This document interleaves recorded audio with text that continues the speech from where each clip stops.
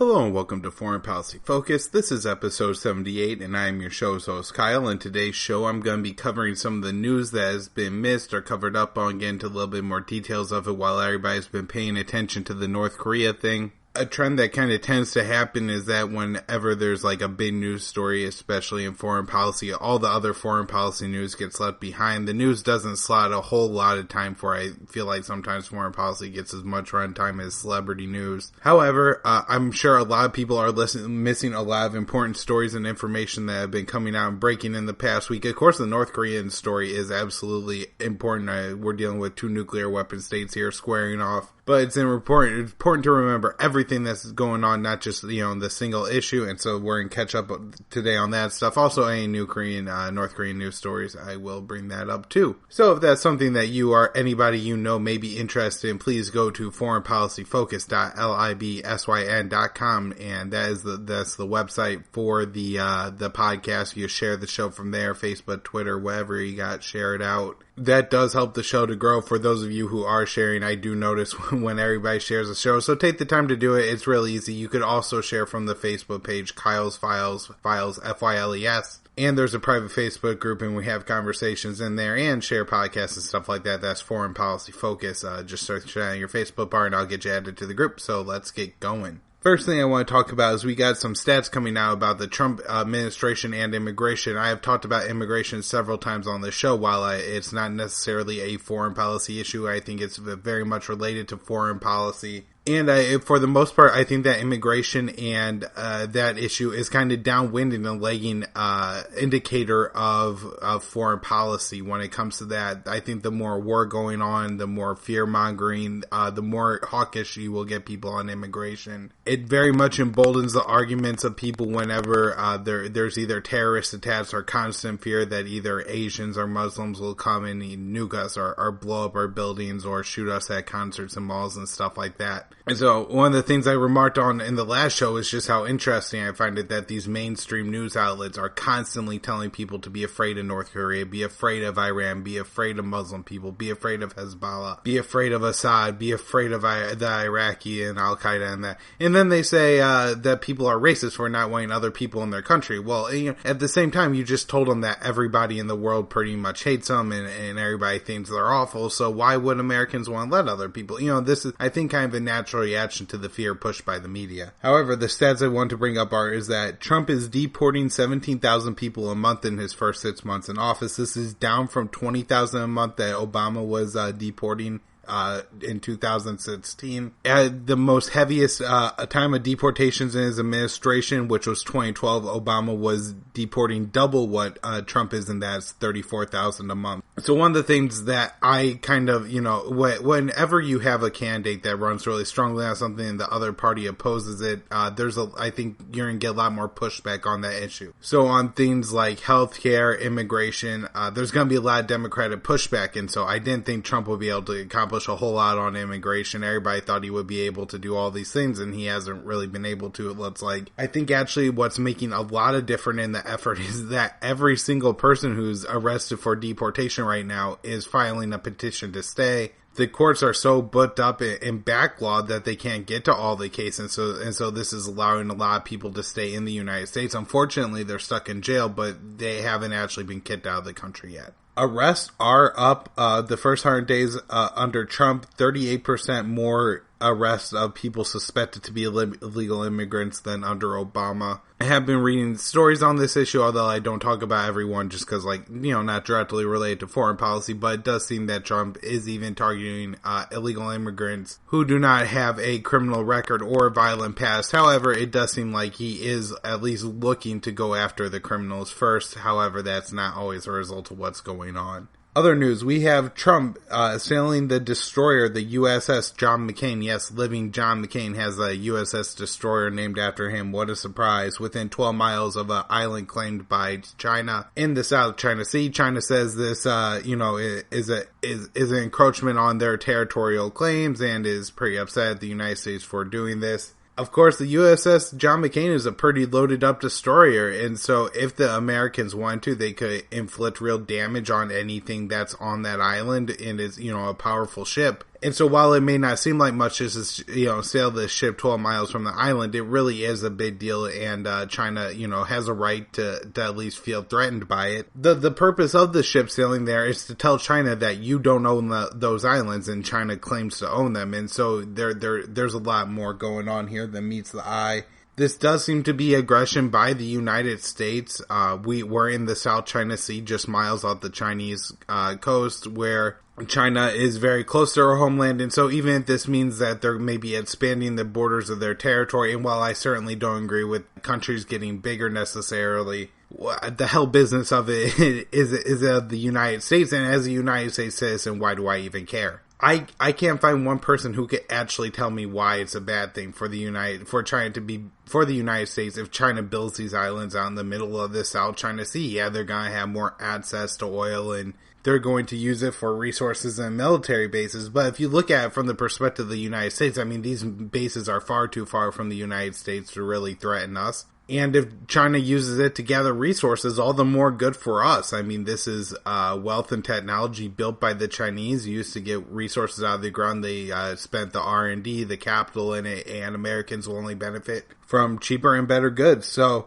there's really no need, from the perspective of a United States citizen or even the United States government, it makes no sense to do this. Nikki Haley is traveling to Vienna to the IAEA in search of proof that Iran is violating the P5+1 nuclear deal. She's not going to find anything. The IAEA keeps saying Iran is not violating the nuclear deal. Iran is not violating the nuclear deal. Yet you have these hots in the Trump administration, plus down Trump himself, doing everything he can to destroy relations with Iran. There is some speculation that I've heard that's pretty interesting, that maybe the part of the reason that Trump is trying to collapse the Iran nuclear deal is to get the U.S. more involved in Syria. Right now, there's not a large cry from United States citizens to attack Iran in Syria. They're much more concerned about ISIS in Syria, which is who Iran is fighting in Syria.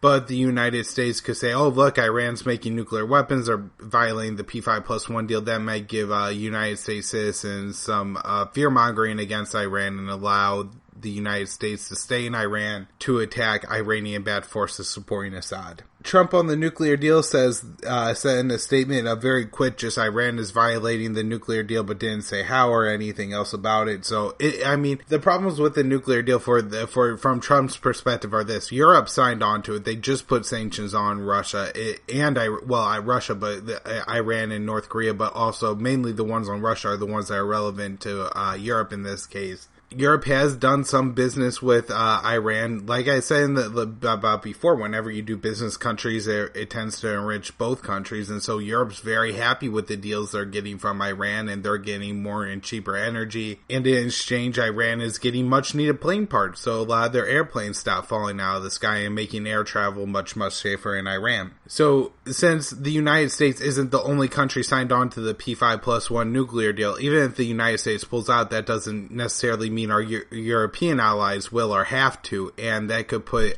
the United States in an awkward situation. Most of the business that seems to be signing on with Iran is European anyways.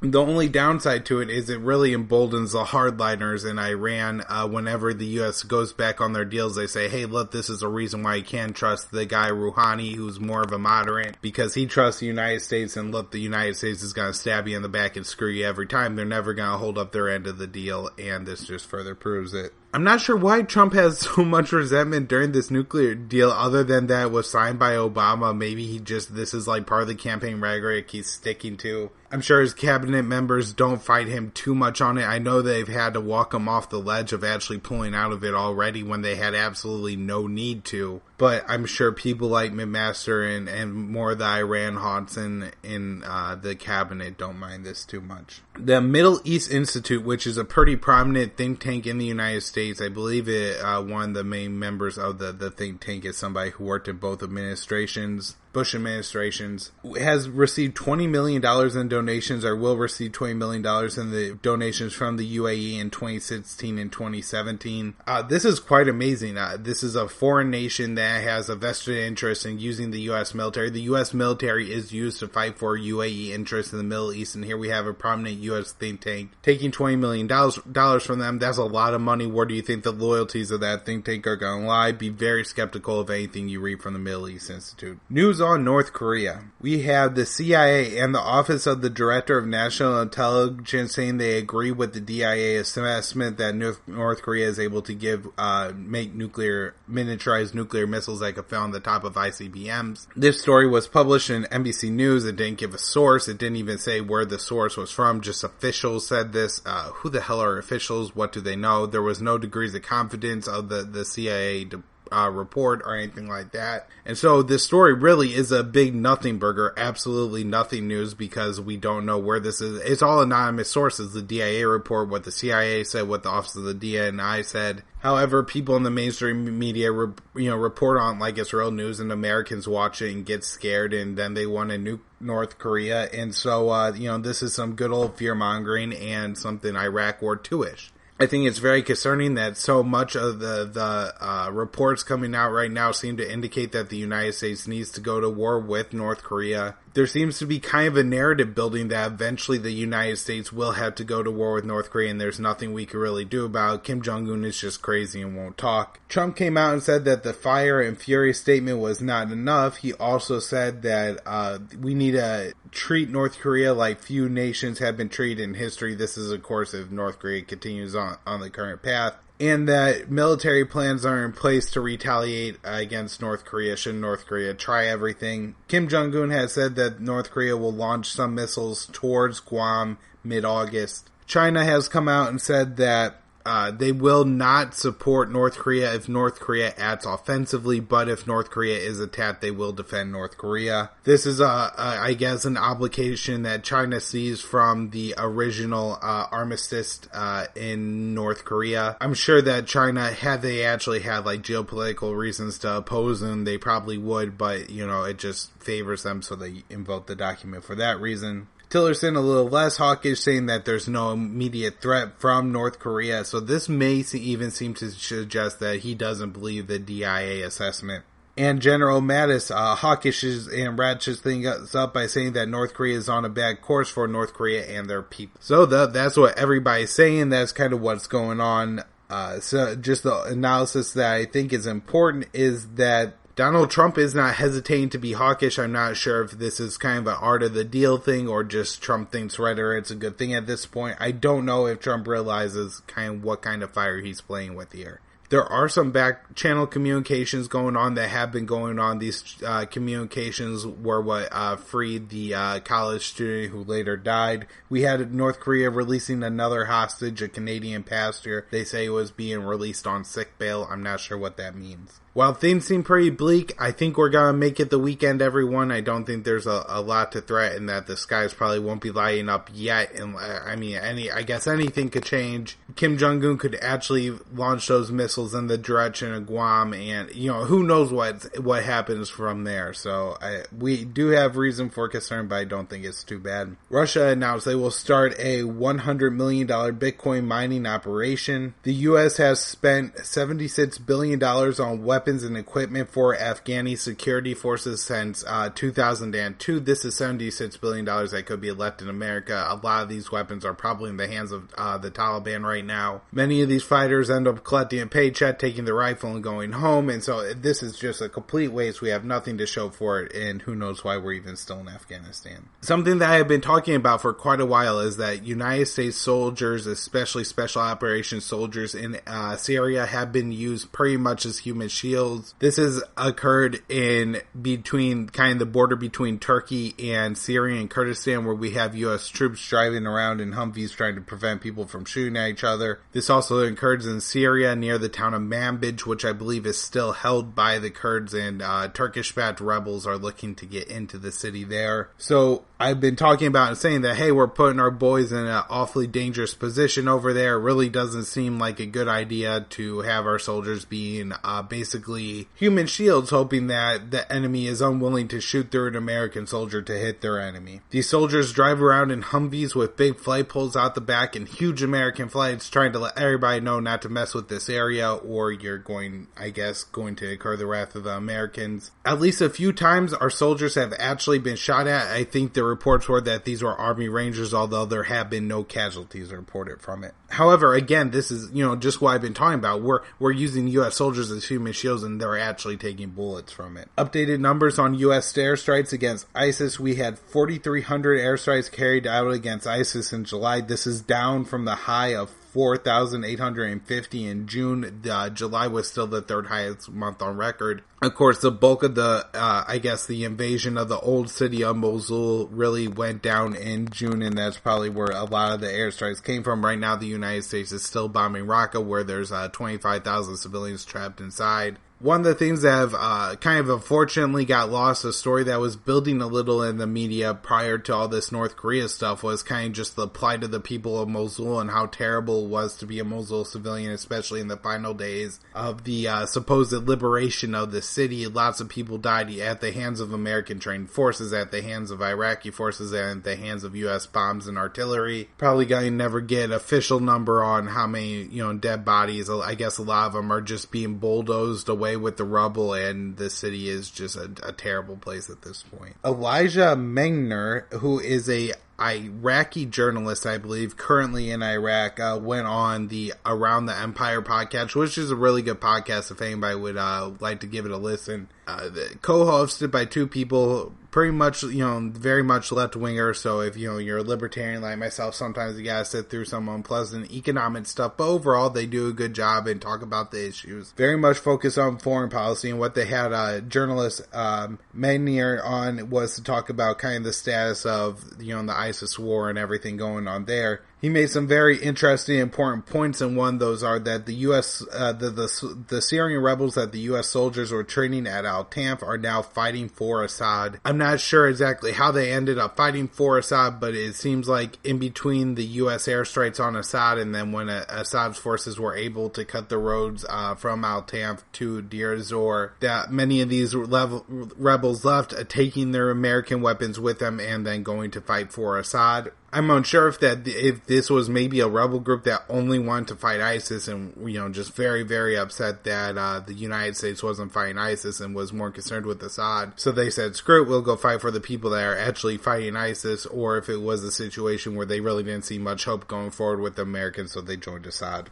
The journalist also predicted that especially the Iraqi Sunni populations will probably reject ISIS and kind of this Al-Qaeda-like Wahhabi ideology moving forward, and at least look to have somewhat of a more moderate rule of law and rulers. This doesn't, I guess, mean that ISIS and the Al-Qaeda insurgents can come back into Iraq, but they may see more civilian resistance than they did the last time around when ISIS was pretty much able to just roll into a lot of these areas and take over. A lot of other interesting points in that podcast, so it's 2 hours long, but I recommend it for anybody who would like to check it out. The Syrian government has carried out 2 airstrikes in violation of a ceasefire, and 4 civilians were killed in those airstrikes. This is according to the Syrian Observatory for Human Rights. Saudi Arabia has apparently finished off the destruction of a 400-year-old Shia neighborhood. Scott Horton had on a guest, so if you want to check that out, I forget who his guest was, but they talked about Iran, Saudi Arabia, and the oppression of the Shia minority in Saudi Arabia. We had the Yemeni health minister coming out and saying that he believes 10,000 Yemeni civilians have already died of treatable or preventable illnesses because Saudi Arabia has cut off the Sana'a airport for the past year. Saudi Arabia seemed to respond by this by saying that they're willing to let the UN run the airport, but they have a whole bunch of conditions to let the UN do this, so I don't know if these conditions are acceptable to the UN. Last story I have coming out of Yemen, this is something that I've talked about on the show in the past, and that's human traffickers will sometimes agree to take people from one country to the other over a waterway, and once they get on the water, they just leave the people there for dead. Apparently, human traffickers have forced hundreds of people off of life rafts coming from the Horn of Africa to Yemen, and it looks like at least 70 people had died in 2 different instances. This is absolutely horrific and a terrible thing for somebody to do. Leaving people for dead in the middle of a sea is just terrible. I know that they make an effort to try to rescue some of these people, and some of them they do. But I just think it goes to show the absolute desperate situation of people in this part of the world. the Horn of Africa and then across the Red Sea there in Yemen, where people are starving to death in Somalia, and so they're going to Yemen where they're probably going to starve to death. It's just an awful situation. In the past, I had talked about this a little bit and just wanted to mention, I think there's probably a bit of miscommunication going on where for some reason people were told that there's a better life in Yemen, and there does not seem to be one. Of course, unless maybe you're going to be a mercenary for Saudi Arabia or something like that. Alright, so that'll wrap up my show for today and for the week. I'll be back with a brand new show on Monday, so everybody look out for that. Not much else I got to say, just gonna do some plugs. Check out the website for the podcast, foreignpolicyfocus.libsyn.com. Subscribe to the podcast and give me a rating and review on iTunes. That definitely helps the show to bump up in the iTunes rankings. I've noticed I've gotten a few new ratings and reviews, and it's pretty awesome to see that, so thank you for everybody who's doing that. You can also find my work on the libertarianinstitute.com and at my personal website, kylesfilesblog.com. The Facebook page is Kyle's Files, and the private Facebook group is Foreign Policy Focus. Last, I'm on Twitter at KYAALE.